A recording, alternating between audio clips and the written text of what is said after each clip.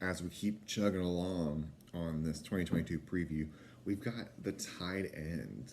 And you could argue, and I really think that the offensive, really underrated guy from this last year is in this group, and that's Davis Allen.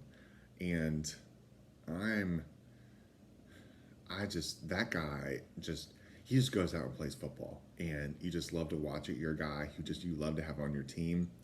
He can block well, he can run routes, he can jump up and get the ball. I mean, he made a big play in the Syracuse game. I mean, this guy kept Clemson in a lot of games. And when you weren't having a guy you feel like you could go to an offense, you knew Davis Allen was going to be there.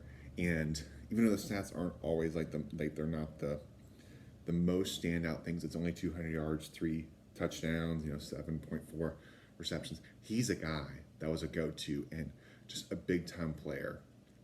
So I'm excited for him and what's going to be his senior year and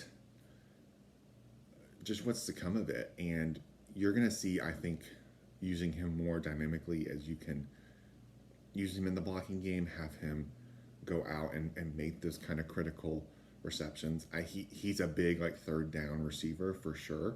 And if you're having to focus on all these different positions, a guy like him makes him more valuable and more of a threat because you have to put maybe a linebacker or something, because if you just put a corner or safety, he can jump over the top and convert those 3rd and 7s and 3rd and 6s. Like that's the type of guy I think that's really a big step for him. And he is a guy who could be an NFL type of tight end. And we really haven't had that type of a guy since like Jordan Leggett in just the receiving game. So I'm expecting him to have a bigger year when it comes to numbers wise.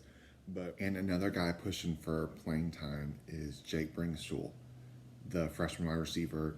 Made some big plays, and you could really see some talent that was there and just some exciting things you want to build off of. But as a freshman, he was just getting his bearings under him, and I think now it's gonna be really cool to see like how they get used more. I could see a little bit more of a couple tight ends playing with Kyle Richardson really running some more of the passing game and him being over the tight ends. I think just having a different look will be very cool. He's a guy I'm excited to see what this next step comes out to be, and if we can continue to develop the tight end room to be a little bit more than just blocking, which is great. I mean, it's needed and it's not as eye-popping, but when Clemson's been really good in past years, or you just have that extra threat like a Jordan Leggett, it makes the defense have to guard somebody else and be a matchup problem.